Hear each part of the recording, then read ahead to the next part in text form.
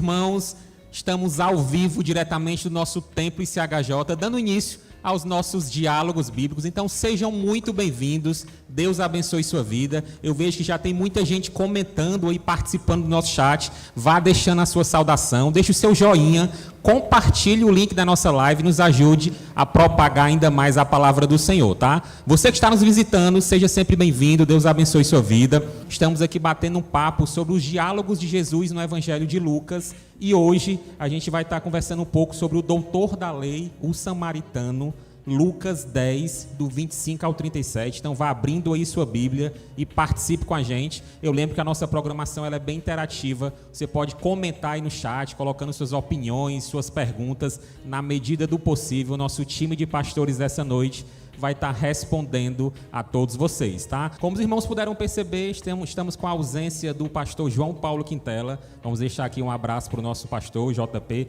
Nos bastidores comenta-se, né, que quando o Mateus participa, ele não participa, né? Eu não sei o que está acontecendo entre os dois. Peço que a igreja continue orando pela vida dos nossos pastores. Vai dar certo. Então vamos dar início. Que Deus nos abençoe, que seja uma noite preciosa. Eu vou passar a palavra então para o pastor Mano Góes. Ok, gente.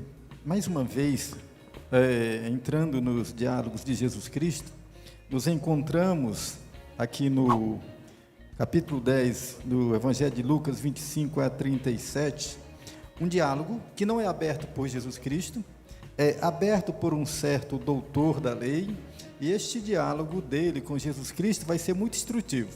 No meio deste diálogo, a gente tem a parábola do samaritano, né? De maneira que a gente não está abordando exatamente aqui a parábola, mas o diálogo, tá certo? A parábola é um dos argumentos de Jesus Cristo para responder a este certo doutor da lei. Eu gostaria de ler o texto para clarear mais a nossa compreensão.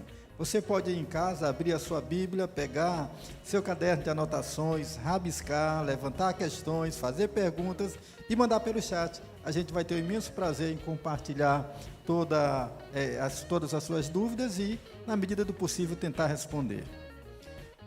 Lucas 10, 25. Eis que se levantou um certo doutor da lei, tentando Jesus Cristo, e dizendo: Mestre, que farei para herdar a vida eterna? E ele lhe disse: o que está escrito na lei? Como você lê? E respondendo ele disse: amarás ao Senhor teu Deus de todo o teu coração, de toda a tua alma, de todas as tuas forças, de todo o teu entendimento, e ao teu próximo como a ti mesmo. E Jesus disse: respondeste bem, faze isto e você viverá. Ele, porém, querendo justificar a si mesmo, disse para Jesus: mas quem é o meu próximo?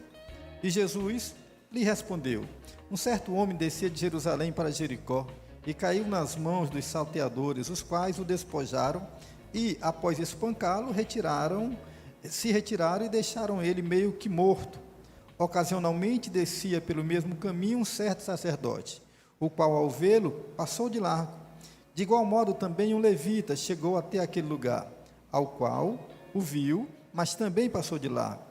Porém, um certo samaritano que ia de viagem chegou perto dele, vendo-o, moveu-se de íntima compaixão, aproximou-se dele, atou-lhe as feridas, deitou azeite e vinho, então colocou sobre a sua cavalgadura, levou-o para uma estalagem e cuidou dele.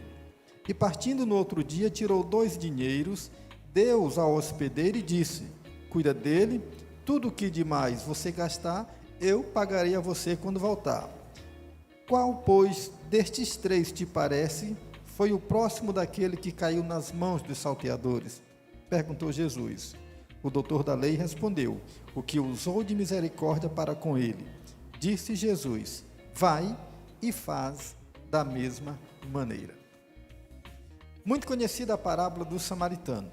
E algumas vezes, nosso foco, como é muito na parábola, a gente deixa na periferia o discurso que gerou a parábola, que nos apresentou a parábola.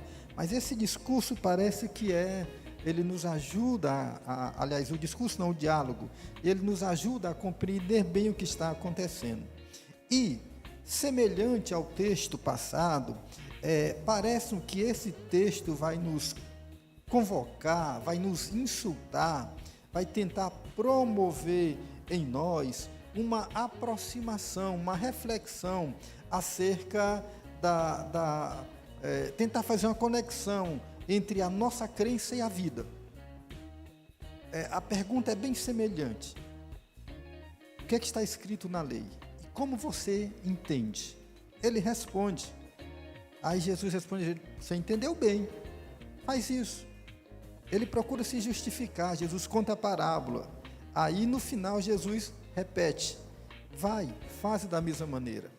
Parece-me que o diálogo aqui está convocando, está provocando, né, a uma reflexão séria acerca das coisas que nós cremos e acerca do nosso viver, do nosso dia a dia, do nosso cotidiano. Por isso eu diria que parece-me que este diálogo de Jesus com o doutor da lei tenta nos despertar para fazer uma conexão entre a crença e a vida, entre a nossa crença e a prática de vida.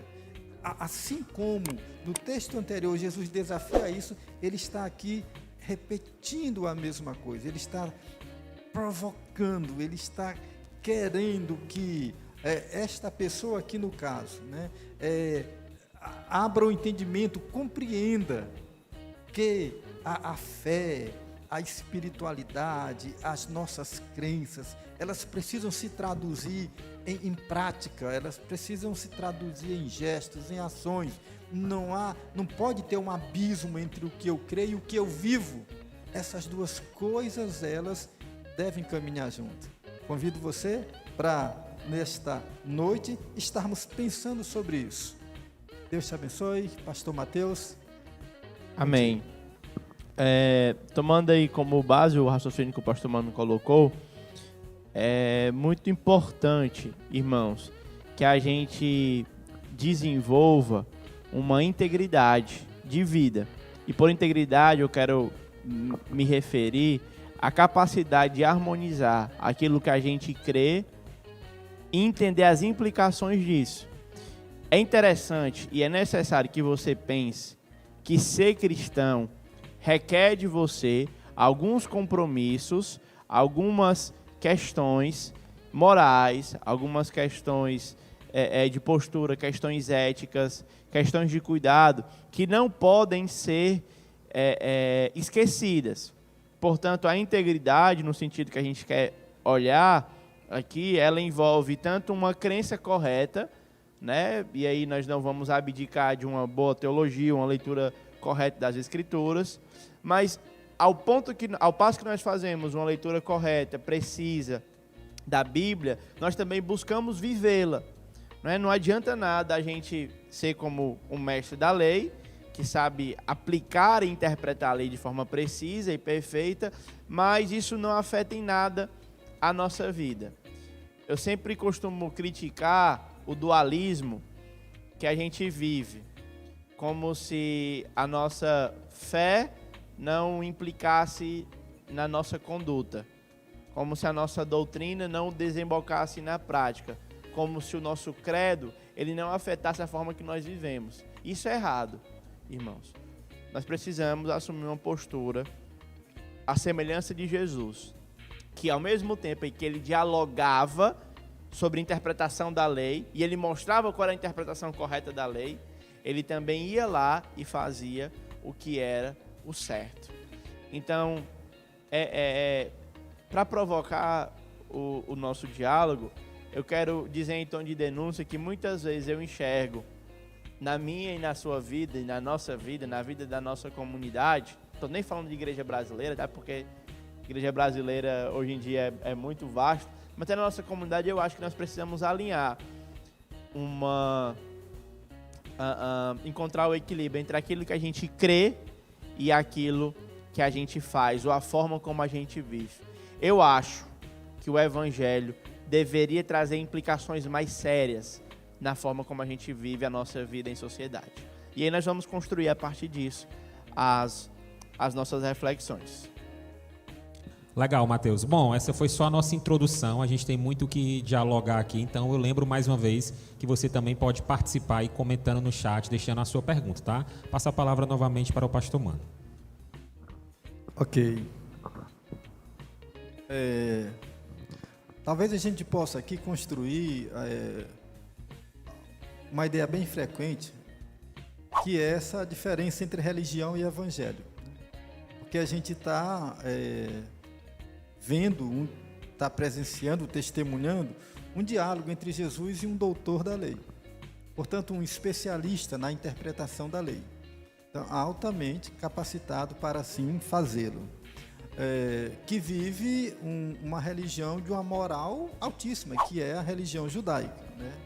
Que tem toda uma herança de revelação, tem toda uma herança histórica, né? Tem os grandes ícones da fé, da espiritualidade, e que mesmo assim parece viver um tipo de experiência onde você compreende bem, mas não vive, né, na mesma proporção. E isso parece exatamente denunciar quando a nossa espiritualidade torna-se uma mera religião. Quando essas coisas ficam desvinculadas uma da outra. Quando você consegue produzir compreensão, eu não sei nem se chama de compreensão, porque a compreensão legítima inevitavelmente me impõe na prática. Mas quando você é capaz de raciocinar acerca das coisas, dos atos religiosos, dos conceitos, dos pensamentos, das doutrinas, e isso não consegue manchar a alma. Estou falando manchar no sentido positivo. Não consegue mexer com a alma. Não lhe coloca numa experiência ou numa vivência diferente. É o que exatamente Jesus vai propor. A grande crítica ao mundo de então, e principalmente aos líderes religiosos da época, é esse distanciamento entre a crença formal, entre a crença racional, entre a crença legalista e a vida das pessoas, né? A necessidade espiritual das pessoas. Parece que eles não conseguem entender isso. E a religião tem muito disso. Ela consegue embotar a mente da gente de tal maneira que, às vezes, a gente acha-se bem, acha que estamos corretos, que a vida está perfeita, e se desvincula da existência real, da vida das pessoas, do dia a dia, e de maneira que a revelação de Deus fica estancada e a gente não consegue produzir de fato frutos para o reino de Deus. Acho que a gente pode pensar nesse texto, nessa dimensão, né? Aquilo que separa a religião do evangelho, porque a gente corre um risco muito grande, nós, os evangélicos, né, de tornarmos a nossa espiritualidade, a nossa fé numa religião. Isso é uma tentação comum nesses dias de hoje. Daí as pessoas podem abraçar a religião evangélica sem abraçar o evangelho. A gente vai entrar num momento complicado, a gente trazer essas coisas, mas a gente estava falando há pouco aqui nos bastidores, né, acerca de certos acontecimentos na vida da igreja brasileira. Como elas são tristes, né? Como elas são tristes, mas elas têm toda uma aparência de religiosidade impecável.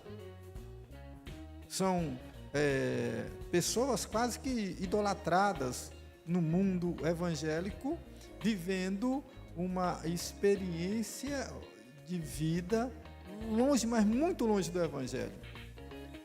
O problema é que não é evangelho. E é exatamente isso. Parece que o texto denuncia isso. Toda a aparência, toda a formalidade e um coração sem essência, sem vida.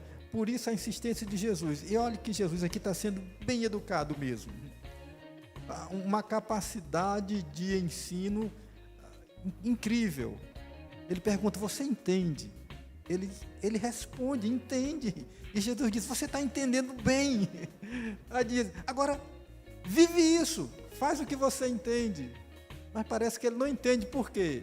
Porque ele quer se justificar. E aí a gente entende que Jesus alcançou seu objetivo. Por quê? Porque ele ouviu o que Jesus disse e ele quis imediatamente se justificar. Daí, cria uma outra situação. Aí Jesus Cristo, assim, de uma maneira perspicaz, coloca uma outra situação e conta a parábola. Diz: o que você acha agora disso? Ele não está mais vendo aqui a lei, as normas, as regras, a religião. Deixa eu te contar uma história. O que você acha dessa história? Leva para a vida, leva para o dia. Aí ele responde bem também. Aí Jesus insiste de novo: então vai, tu respondeu bem, está entendendo bem, faz isto. É uma insistência de Jesus Cristo de transformar as nossas crenças, né, em prática. Portanto, é uma fé pragmática mesmo, ela tem a ver com ação, ela se concretiza no nosso dia a dia. E esse é o grande diferencial entre religião e evangelho. Nós precisamos do evangelho. Religiões a gente tem muitas. Eu não estou descartando as religiões, mas eu estou dizendo que a gente tem que ter cuidado para não migrar do evangelho que nos salvou, que mudou a nossa vida, que nos tornou novas criaturas em Jesus Cristo, para uma formalidade religiosa que não acrescenta, que não traz vida e com certeza não agrada a Jesus Cristo, nosso Senhor. E aí, Mateus, o que você acrescenta? Pastor, é interessante como o intérprete da lei, ele busca o alívio moral em Cristo. Ele quer que o Senhor possa trazer alguma palavra, alguma coisa que possa aliviar a questão sobre o estado eterno. Eu tenho recentemente ido muito à casa do luto. E mais do que nunca, nesses últimos meses, eu tive diante da morte. E isso me fez pensar muito sobre isso, sobre a morte, sobre a razão de viver e por que eu quero ficar vivo. Eu vi as pessoas lutando tanto por vida e eu me entendi, por que a pessoa quer tanto viver? Qual a razão? E principalmente eu vi pessoas morrerem em paz e eu me questionava por isso. E parece que esse homem, ele traz nessa pergunta, no início, lá no versículo 25, velada a questão da vida eterna. Parece que todos nós queremos viver a vida eterna. Parece que todos nós queremos estar... Eu acredito que todos nós, a maioria, né, se você está aqui, certamente você quer ir para o céu. Só que a gente vê pelo Evangelho que são necessários alguns caminhos serem trilhados para que chegue ao céu. E aí é onde a gente encontra o problema. A gente tem o desejo de chegar no destino, mas nós não queremos ir pelo caminho, a gente quer criar um outro caminho que seja mais confortável, que seja um caminho que não envolva sofrimento, dor, que não envolva entrega, que não envolva autonegação, que não envolva cuidado com o próximo, para enfatizar bem aqui o que o texto está falando. A gente quer uma fé que possa trazer, que possa ser uma espécie de um ansiolítico, né? Eu não sei nem como é o remédio, ansiolítico, né? Um ansiolítico barato, que possa fazer com que a gente durma bem, que dê uma resposta, ainda que superficial, para o dilema nosso, mas nós não conseguimos encarar a questão na essência dela. E a essência é o seguinte, meus amados: existe um padrão de vida que se requer daqueles que assumiram compromisso com o Evangelho. E se você quer ter a vida eterna, você precisa viver com esse padrão.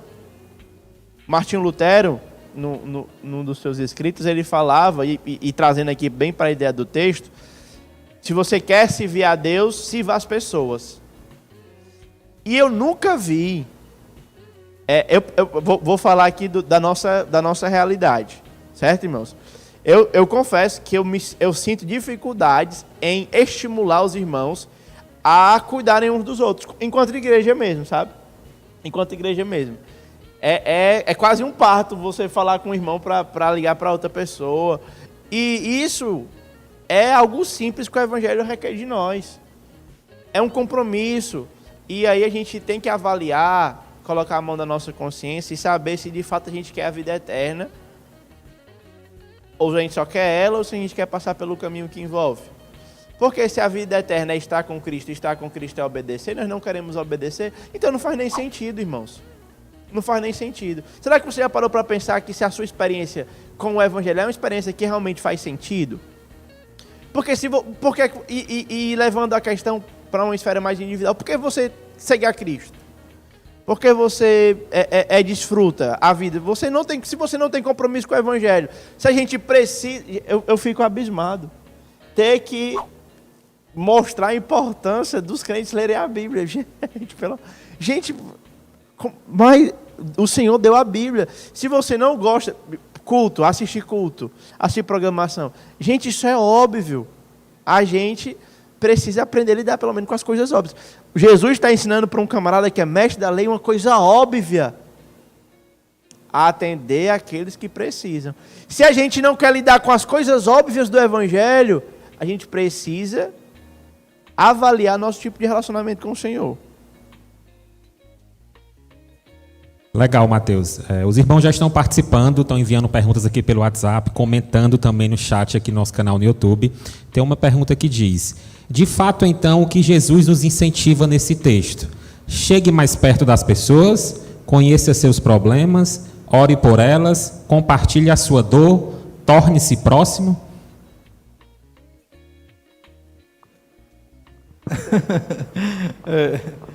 Engraçado.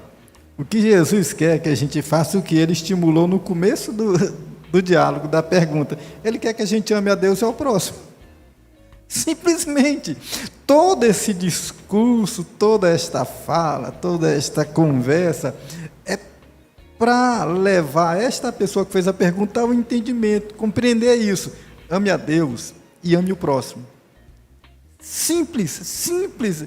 Mas parece que é tão simples como o Mateus falou, é tão óbvio que a pessoa não enxerga. E por vezes a gente tem como que uma dificuldade de compreender isso. Se a gente ama a Deus e ama o próximo legitimamente, tudo o que está proposto aqui por Jesus Cristo vai acontecer naturalmente. O problema é que, vamos aqui, desmascarar esse cara aqui, né? É que o cara está com a hipocrisia danada aqui. Vou ser bem sincero. Que esse é o grande temor. Que tipo de fé a igreja vive? Uma hipocrisia? Então, o que Jesus Cristo quer é arrancar a máscara desse camarada para ele se perceber. Porque tudo está errado. Ele já começa fazendo uma pergunta correta com a intenção errada. Então, já põe em dúvida, né? E ele faz isso 2 vezes. Depois ele faz a pergunta correta para arranjar uma justificativa para a sua situação.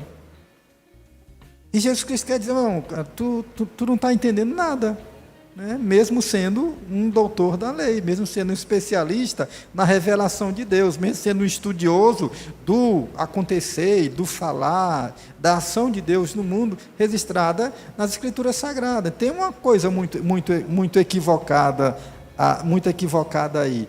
É disso. Amar a Deus e amar o próximo, que vai redundar, inevitavelmente, em ações humanas diversas. Inevitavelmente.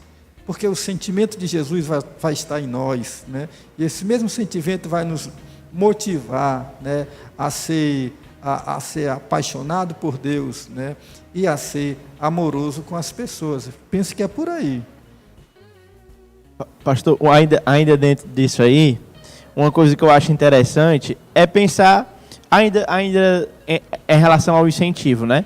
É pensar mesmo sobre a vida eterna. Ele pergunta sobre a vida eterna. Mas será que ele realmente quer a vida eterna? Porque, segundo a revelação que a gente tem, nós não sabemos nada sobre como vai ser, né? A gente sabe que a Bíblia revela. Então, o que a gente sabe é que a Bíblia revela que o céu, a vida eterna, vai ser um lugar de adoração. Se eu não gosto de adorar a Deus, o que é que me faz pensar que o céu vai ser um lugar bom para mim? Você não gosta de culto, irmão? Não sei se o céu vai ser o melhor lugar para você. Eu me lembro que eu estava evangelizando um cara.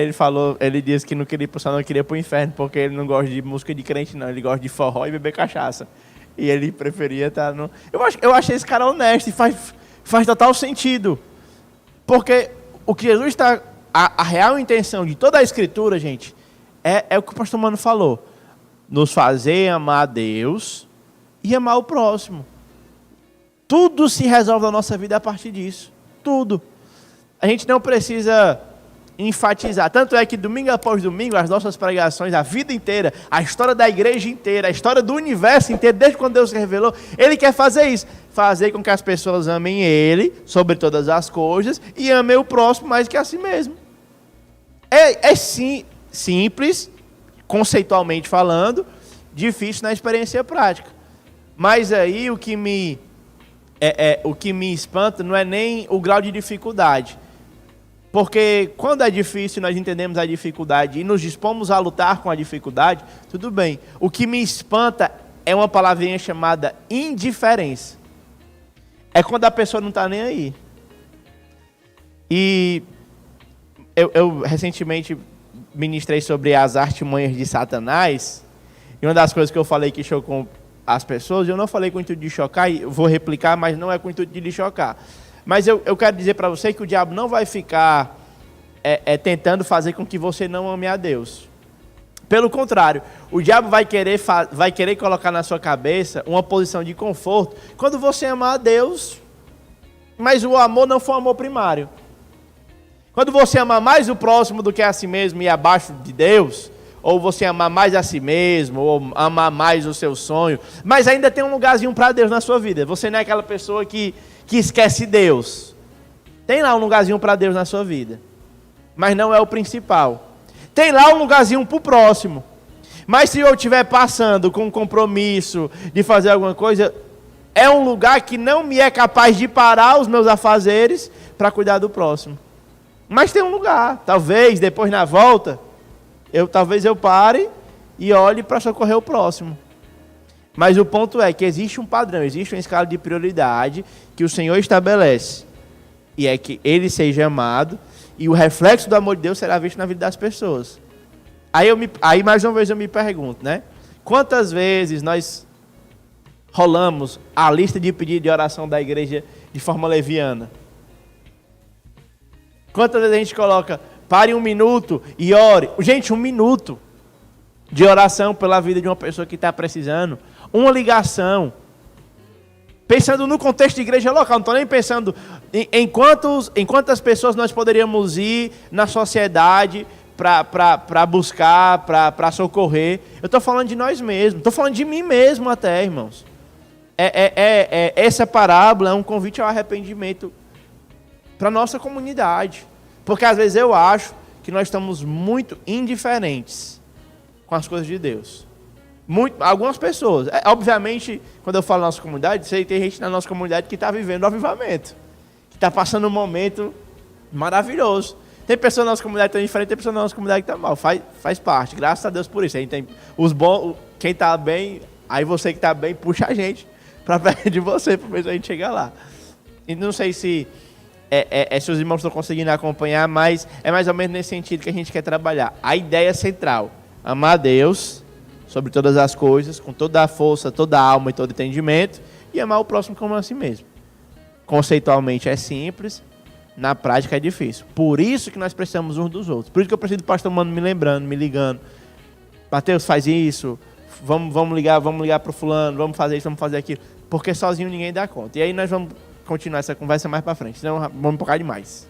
Só que o Mateus falou uma coisa que lembrei bacana, a gente repete, e às vezes não tem uma resposta, a vida continua da mesma maneira. Eu lembrei de um desses pregadores avivalistas lá, Mateus século XVIII, não lembro qual deles, né, que pregou sobre necessário vos é nascer de novo. O George Whitefield. Whitefield. Então ele pregou um domingo, pregou no segundo domingo, pregou no terceiro domingo e o pessoal não estava aguentando, e um corajoso chegou e disse para ele: pastor, já está com 3 domingos que o senhor prega o mesmo sermão. Por que é que o senhor não muda de sermão? E ele respondeu: por que é que vocês não nascem de novo? E às vezes a gente entra nesse dilema, a gente está falando as mesmas coisas, mas a intenção da palavra de Deus sempre foi mudar, transformar, levar-nos à reflexão. Não é uma atração, como é que chama, reflexiva, para pensar. Não é isso, não é isso. A palavra de Deus não é isso, é mais do que isso. É um convite a mudanças e mudanças necessárias. Enquanto isso não for compreendido, Jesus vai continuar provocando, falando, né? Tentando nos dissuadir dessa posição e nos levar, de fato, a uma situação, uma posição que dá respostas à missão de Deus, ao projeto de Deus, ao propósito de Deus na nossa vida. Tiago. Dá uma passada aqui pelo nosso chat. A Ana Regina, ela comenta: o maior desafio do cristão é pôr em prática a palavra de Deus, mas essa será a evidência de um cristão. O Rômulo Lima, ele manda uma pergunta: existe parâmetros para saber quando nós estamos vivendo esse evangelho verdadeiro? Eu acredito que existe. Os parâmetros estabelecidos pelas Escrituras. Obviamente que a gente precisa ser cuidadoso, tá certo? Mas Filipenses capítulo 1, vou olhar lá em Filipenses, que é o texto que eu estou pregando agora, e está mais fresco na minha cabeça. Ele fala do viver de modo digno do Senhor. Filipenses capítulo 1, verso 27. Viver de modo digno do Senhor, do Evangelho de Cristo, para que... Aí cada texto que fala, tem Filipenses capítulo 1, versículo 27, Colossenses capítulo 1, versículo 9, e Efésios capítulo 1, versículo 4. Em cada um desses textos... Efésios capítulo 4, versículo 1, perdão, obrigado, pastor. Então, cada um desses textos, ele coloca o que é que ele entende por dignidade. E aí, à medida que nós vamos enxergando o todo das Escrituras, nós vamos fazer uma leitura canônica, né? Nós vamos tendo uma visão do todo. A gente vai pegando as partes, e vai como se montando um quebra-cabeça, e vai montando um todo.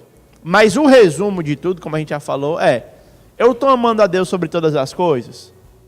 E aí o amor não é um sentimento subjetivo. O amor, principalmente em termos bíblicos, ele é experiencial. Como é que Deus nos ama?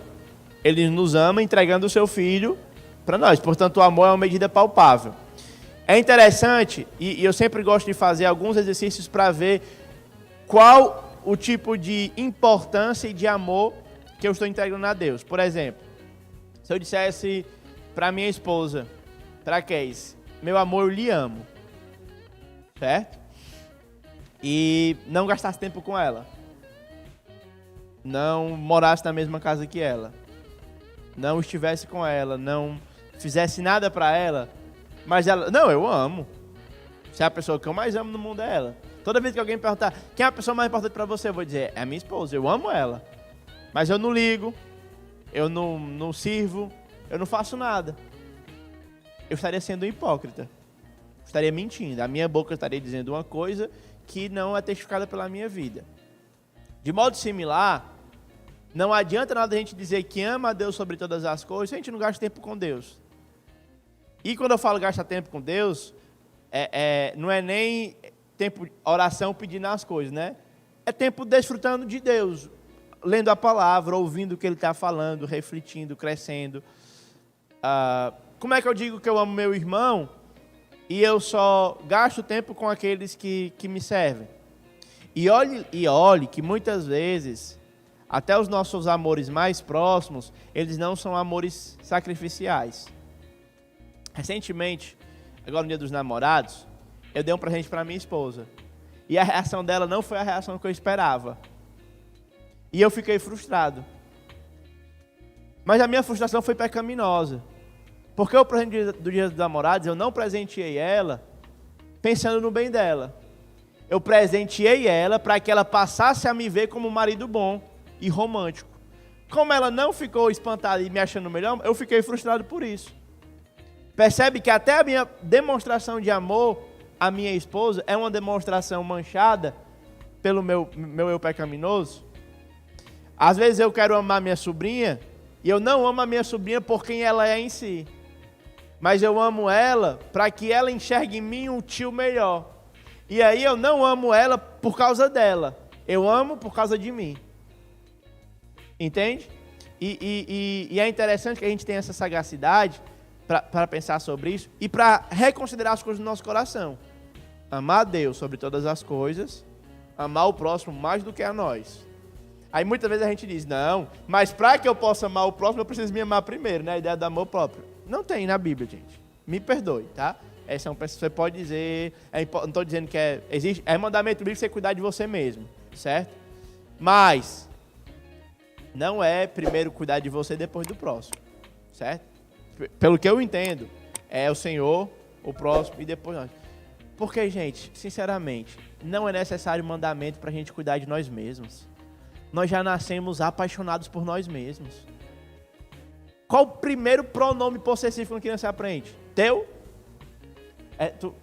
Eu não vi muitas crianças crescendo, né? Mas pelo menos nas que eu vi, certo? Elas sempre, é meu, é minha. Elas só amam os outros por causa que aquilo pode dar. Elas só amam os outros por causa das coisas que os outros podem dar a ela.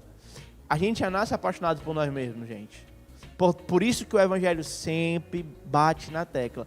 Ame a Deus sobre todas as coisas e ame o próximo mais do que a si mesmo. Deixa eu, aproveitando aí, você permite, Mateus, entrar nessa tua fala aí, que eu acho interessante. Quando a Bíblia diz amar Deus e ao próximo como a si mesmo, na verdade ele está pegando uma medida. Mas como você se ama? Com essa intensidade. Né? Com essa intensidade que o Mateus falou. Aí disse, então pronto, com essa intensidade, com essa medida que você se ama, ame ao outro também. Está entendendo? Então não é uma questão matemática, né? Não é uma questão matemática, é questão de ordem, né? É uma questão de medida, né? Ame a Deus, ame ao próximo como você ama a si mesmo. Como é que você se ama? Com todas essas proporções, assim, ama o outro também. Né? É muito bacana a maneira como Jesus ele desafia a gente a essas coisas. Daí, o certo seria assim, quanto mais eu me amo, mais eu vou conseguir amar o outro nessa mesma medida, ou dever amar o outro nessa mesma medida, né? O que às vezes não acontece. Por isso é um amor, digamos assim, manchado pelo egoísmo, que é um amor a nós mesmos, não um amor ao outro na medida que deveria ser amado, né? Porque você imagine, amar o outro como eu amo a mim mesmo. O que é que você quer para você? O pior? O médio? É o melhor. Aí, pronto. Dá lá o melhor pro outro. Qual o tipo de preocupação que você guarda com você? Pequena, grande, máxima. Faz isso lá com o outro também. Quais são os grandes sonhos para a tua vida? Sonha para o outro também. Então, assim, ele coloca o amor nós como uma medida, né? E eu acho que isso sim é desafiador, porque isso realmente leva a gente a nos tornar igual, a nos amar igual, né? A ter esse mesmo sentimento de valor e de importância das pessoas. Legal, mano. O Valnei pergunta. Boa noite, Valnei. Abraço, meu irmão. É possível amar sem se tornar próximo? E é possível se tornar próximo sem conhecer e agir em favor do outro? Não. Gente, mais uma vez, a ideia de amor bíblico não é um sentimento subjetivo, distante, romântico. Né? Essa ideia de amor como sentimento, ela vem aí, é recente. Né? A gente é muito influenciado por Shakespeare, as suas obras românticas, pela literatura, pela cultura, que passou a colocar o amor numa dimensão mais subjetiva, né? Do friozinho da barriga, aquela coisa. Na Bíblia, amor era ação, era serviço. Não é? Então não tem como eu dizer que amo meu próximo e não agir em função dele. Desculpe, Mateus, inclusive esse equívoco, essa má compreensão do amor nessa dimensão aí, né? Tem muito a ver com a ideia do egoísmo também, né?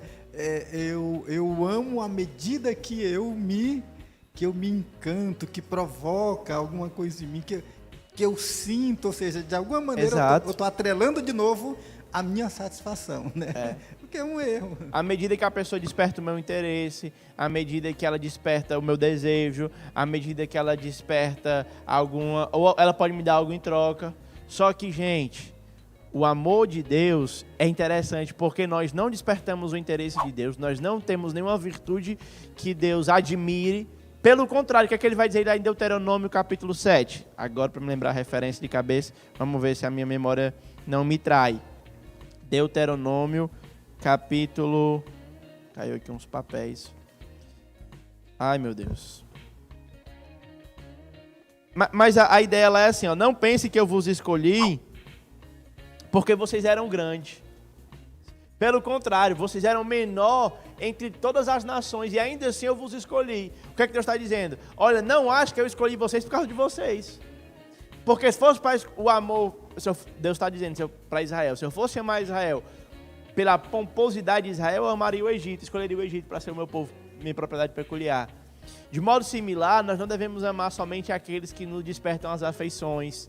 Nós devemos amar aqueles que não são tão... que não têm os mesmos interesses que os nossos, que não desfrutam dos mesmos gostos, que não são atrativos a pessoa naturalmente em si. E nós devemos fazer um esforço para amar, para servir. É a essência da igreja, gente. Por isso que eu sou abundantemente contra igrejas nichadas. Vamos abrir uma igreja para surfista, vamos abrir uma igreja para cabeleireiro, vamos abrir uma igreja para Uber, vamos abrir uma igreja para pastor, vamos abrir... Inclusive, talvez o Henrique Jorge tenha até essa... nessa, né? Mas assim, a igreja, gente, é uma comunidade esse nome é até complicado, né? Mas assim, multicultural. Na igreja tem que ter espaço pro velho e pro novo estar junto, pro alto e pro baixo, pro gordo, pro magro, pro moreno, pro negão, pro louro, pro branquelo. Entende, gente? Nós precisamos ter uma mistura de pessoas para que a gente possa servir uns aos outros e um aprender com os outros. Ah, mas isso é um mundo utópico. Não, gente. Não é utopia, não. Isso é um mundo real. Entende? Basta a gente querer. Por isso que eu falo que o amor à igreja, o engajamento na igreja tem que ser intencional. Não vai acontecer. Eu vou esperar criar um vínculo com o Tiago. Eu vou esperar criar um vínculo com o Felipe. Vou esperar criar um vínculo com o Elias. Não vou. Eu vou criar esse vínculo proposital. Por exemplo, eu já fiz várias vezes. Já baixei, eu me lembro que eu estava querendo me enturmar com os meus alunos e eu tive que baixar um jogo no computador. Eu cheio de coisa para fazer e aí eu entrava lá no computador jogando com o pessoal e conversando com os meninos, perdendo que só para os meninos. Que para mim até, Deus estava trabalhando no meu ego também. Eu perdendo para os meus coleguinhas de 12, 10 anos. Mas eu tinha que fazer aquilo para me poder. Era uma forma intencional de relacionamento. Entende? Ou então, quando eu morava no sertão do Pernambuco, eu tinha que ir para a roça. Eu tinha que debuiar milho, ou feijão, aliás, tinha que fazer essas coisas. Porque era a forma de eu me relacionar. E se eu fosse esperar, um ponto em comum entre nós dois nunca ia acontecer. Entende? Então, eu diria assim, Valnei, que é impossível e nós precisamos amar os outros de forma intencional. Concordo também, é um sonoro não, né? É impossível fazer isso. Aliás, a própria parábola, ela aponta para essa realidade, né? As pessoas que passaram por aquele homem anônimo, estranho, caído, né? A situação é a mesma para todos, e o texto diz todas as vezes, eles viram. Mas ninguém fez nada além de ver, somente o samaritano. O texto vai dizer que ele, igual aos demais, ele viu, ele moveu-se de íntima compaixão, né? Depois disso, ele se aproximou, né? Depois ele o carregou. A própria ideia de próximo, né, requer contato, requer aproximação, requer engajamento, troca, envolvimento. Não tem como, né? Não tem como. Portanto, inevitavelmente, a gente teria que, talvez, sim, começar com o nosso olhar, como a gente vê como a gente vê o mundo, né? O escriba e o levita apenas viram um qualquer caído, né? O samaritano viu alguém que precisava dele. Grande diferença foi essa, né? Então, a maneira como a gente vê vai acabar influenciando e determinando tudo. Daí, inevitavelmente, o Evangelho prescinde de que amor ao próximo pede envolvimento, engajamento, aproximação, né? Daí a ideia de próximo, né? Daí a ideia de próximo. Eu recebi uma pergunta aqui pelo WhatsApp, diz assim: o conceito de caridade nesta parábola a coloca também como definição de amor?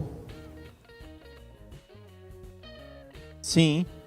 A própria palavra, o próprio termo, era muitas vezes confundido, caridade e amor. O Jerônimo, não sei se os irmãos vão lembrar, foi quem traduziu a Bíblia para o latim, a Vulgata. E aí, na tradução, ele confundia muito as palavras, amor e caridade. Então, nesse sentido, reforça aquilo que a gente vem falando. A caridade, o amor é um ato de serviço para o outro, certo? É muito interessante que às vezes tem aquele livro lá, Linguagem do Amor, né? Não sei quantos os irmãos já leram.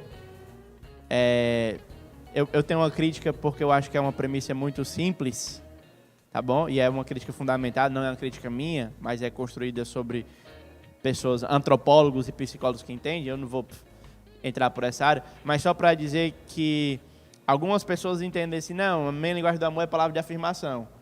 E fica ali. Só que em alguma medida, todos nós temos todas as linguagens do amor que coloca. A palavra de afirmação, quem é que não quer ouvir, né? Nunca uma palavra de afirmação, né? Ou se sente amado por isso. Por mais que em um dado momento da vida, né, a gente passe pelas essas transições.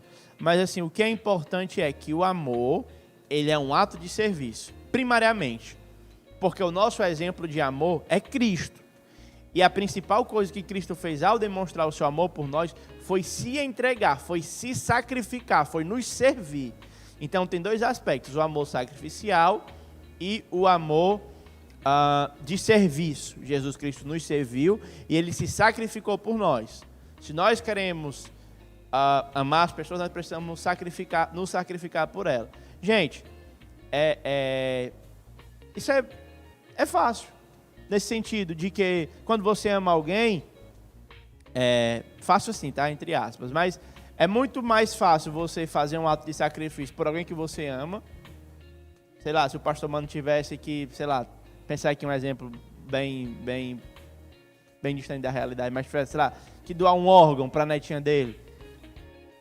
Eu não tenho dúvida que se ele fizesse, por mais que doesse, tivesse todas as questões, mas ele fazia isso com muito amor, com muita gratidão, porque tem um ato de amor, entende? Só que aí a gente vai ficar nesse sentimento só subjetivo, e quando não tiver o friozinho na barriga, quando não tiver as borboletinhas voando, a gente não vai parar para ajudar, a gente vai parar para ajudar só os nossos, a gente vai socorrer só os nossos, ou a gente vai tentar expandir a nossa esfera de atuação. Também não estou dizendo com isso que a gente vai resolver todos os problemas do mundo, mas pelo menos as pessoas que estão caídas na estrada que a gente passa, nós não podemos ser indiferentes.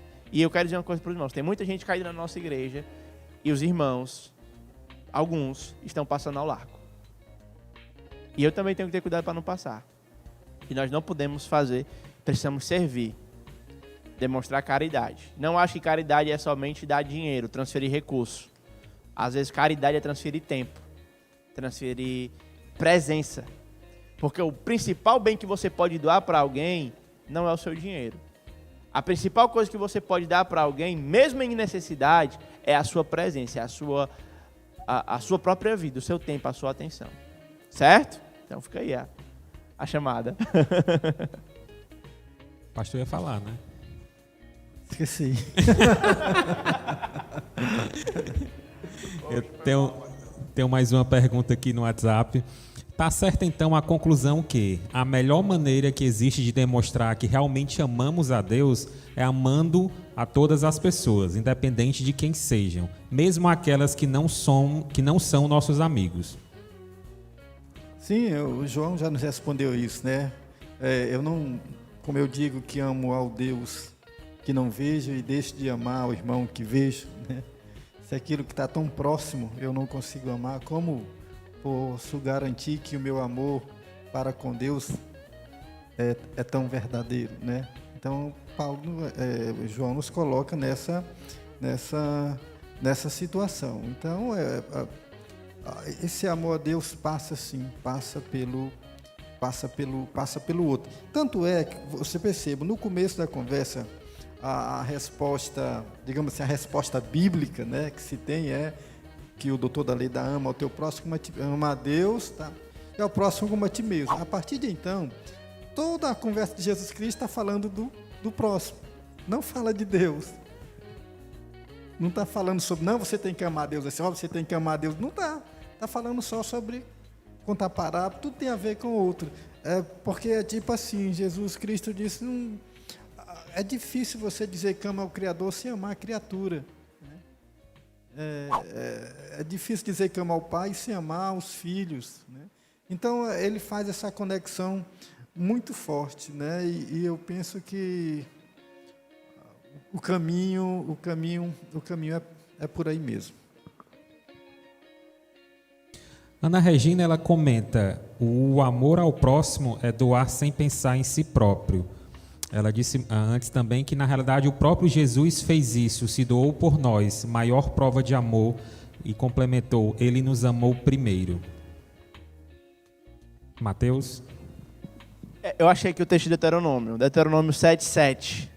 Não vos teve afeição o Senhor, nem vos escolheu, porque fosse mais numeroso do que qualquer povo, pois éreis o menor de todos os povos. Mas porque o Senhor vos amava, e para guardar o juramento que fizeram a vossos pais, o Senhor vos tirou com poderosa mão e vos resgatou da casa da servidão, do poder de Faraó e do rei do Egito. Então, mais uma vez, se nós temos Deus como padrão de amor, o chamado que nós temos é para amar mesmo aqueles que não são tão belos aos nossos olhos. Quando eu falo de beleza, estou falando de beleza estética, tá? Estou falando de atração, seja ela de qual ordem for. O chamado é para nós amarmos. Acho que uma pauta que seria interessante a gente colocar aqui, já que a gente está falando muito, eu particularmente estou falando muito dessa questão da igreja, né? A gente não tá querendo, irmãos, construir assim uma reflexão. Embora eu nutra, eu estou insatisfeito com a presença dos irmãos nas programações da igreja, tá? Eu confesso isso para vocês. Mas assim, quando a gente fala de cuidado, de serviço e participação, não é presença dos irmãos na igreja. Porque por mais que eu me incomode, eu acho que entendo. É difícil, às vezes é chato assistir o culto online e tal. Enfim, mas o que realmente eu quero que os irmãos entendam é que a gente precisa ter um relacionamento de comunidade e relacionamento comunitário, sei que o pastor poderia comentar um pouco sobre isso, não é presença aqui nesse espaço, gente. Relacionamento comunitário é presença na vida uns dos outros, sabe?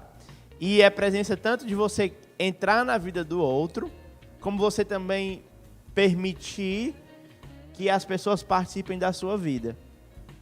Porque essa é uma família que é construída com a finalidade de glorificarmos ao nome do Senhor.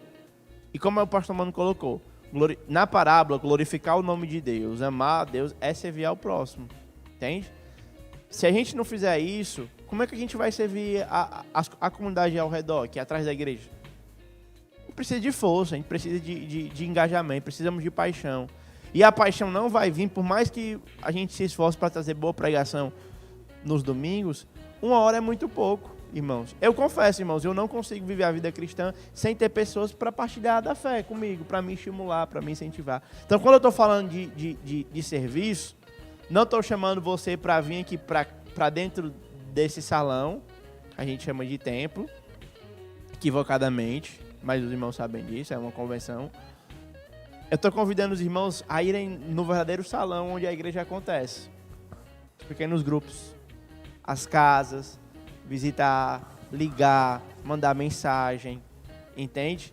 E aí, até fora desse espaço da nossa membresia, pessoas que precisam serem atendidas, que estão precisando, seus familiares, oportunidades para você pregar o evangelho na sua empresa e nos mais variados lugares.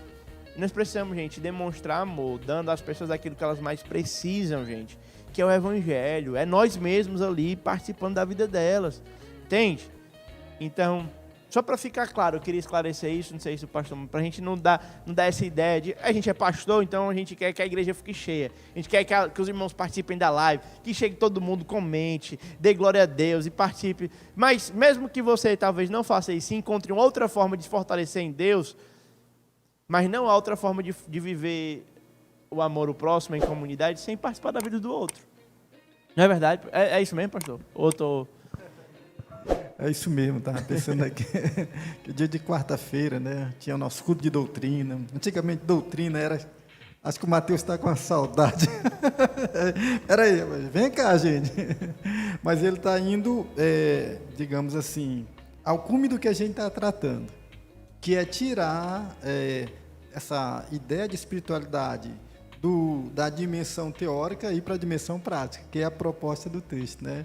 Então, assim, acho legal que é como se estivesse aí jorrando nas veias do Mateus, ele que, ó, tá aqui, né? É assim, vamos ser bem honestos, eu vou dizer aqui, olhando bem para a câmera, a gente ainda tem muito, mas muito a aprender sobre vida comunitária. A vida comunitária israelita é uma vida comunitária espetacular, porque eles têm uma herança de vida comunitária muito forte.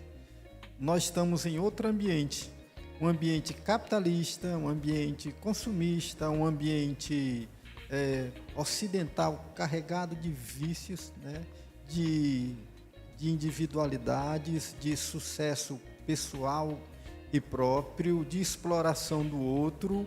E a gente, não se engane, a gente, como igreja, carrega muito desses carrapichos, né?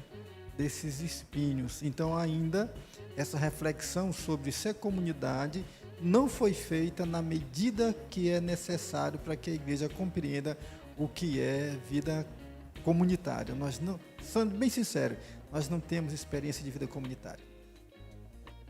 Nós temos experiência de encontros. Nós temos experiência de ações, de algumas ações, né, que nos remetam à ideia de comunidade.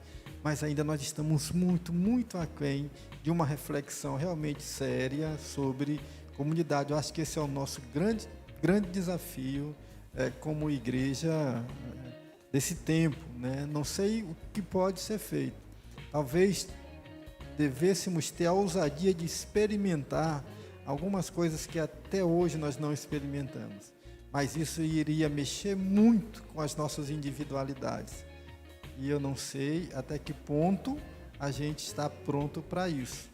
Às vezes a gente tem dificuldade de atender, de entender até aquela criança que viveu uma vida diferente, abandonada e que chega na igreja não se aquieta, a gente se incomoda, né? Imagine como mudar se livrar dessa cultura impressionante, essa cultura individualista extremada, né? A gente ainda precisa caminhar muito nessa direção. Quem sabe isso passa a ser tema de alguns dos nossos encontros, dos nossos diálogos, pastor, dos nossos diálogos bíblicos. Vamos pensar nessa direção. Tiago. Amém. Deixa eu passar aqui novamente pelo nosso chat aqui no nosso canal. A irmã Eneida, ela comenta: o amor se materializa com atitude. A Ana Regina diz: sim, é verdade. O pastor Aloyres fala: relacionamento humano é um desafio e ao mesmo tempo necessário. A Eneida diz novamente: vida comunitária, vida comum a todos. Bom, estamos caminhando para o nosso final da nossa programação. Eu vou passar então para as considerações finais dos nossos pastores. Mateus. Amém. Para finalizar, irmãos, eu quero estimular os irmãos a amar o Senhor sobre todas as coisas e amar o próximo sobre a si mesmo, mais que a si mesmo. Tem muito mais assim o que falar não, sabe? É só pedir para que os irmãos me ajudem a amar a Deus sobre todas as coisas e para que a gente viva essa relação de ajuda mútua. Para que, à medida que nós servimos, participamos da vida, ajudamos a recalibrar o coração, a avaliar a vida. Por exemplo, se eu não tivesse passado por essa experiência com a Casey, talvez eu continuasse nutrindo uma espécie de egoísmo, né? Uma espécie de expectativa irrealista. Não parasse para avaliar porque aquilo me incomodou e não tivesse crescido como pessoa. Mas seria um crescimento grande, mas agora eu estou desafiado a presentear as pessoas sem esperar nada em troca. Nem reconhecimento e gratidão. A pessoa. Porque eu não quero, vou presentear a pessoa, mas eu não quero nada em troca, você fala de presente. Mas talvez você queira em troca gratidão, reconhecimento, o amor da pessoa, o carinho, o cuidado. Mas Deus presenteou pessoas que mataram o filho dele. Enquanto Deus os estava presenteando, eles estavam cuspindo, zombando e amaldiçoando. E Deus, no maior exemplo de autonegação, né? Ele permaneceu na cruz até expirar. E não se importou. Se fosse eu tinha saído. Eu diria assim, eu estou fazendo isso por vocês não querem não? Pois não vou fazer mais. Não é? Mas não. Então é o nosso desafio, irmãos. Deus abençoe, viu? Um abraço em todos. Comenta aí no chat quem tá. Tem 20 pessoas, ó. 20 pessoas no chat. Só tem 3 comentando. Comenta aí pra gente ver. Bota a mãozinha aí, a carinha, só pra eu ver vocês. Pois é, eu ia agradecer publicamente esse ao Mateus pela sopinha e pela água de coco que ele me levou quando nós estávamos com Covid, mas não vou fazer mais isso não, Mateus, por favor. Muito engraçado. Bacana que esse texto começa dizendo: o que eu faço para herdar a vida eterna? E termina Jesus contando a história do homem caído que foi ajudado e se façam igual. A história começa apontando para o céu e Jesus termina apontando para a terra. Porque essa nossa ansiedade pelo céu, né, às vezes, ela precisa ser bem dimensionada, né? É como se Jesus dissesse para cá: olha, esse negócio começa aqui, viu? Esse negócio começa aqui.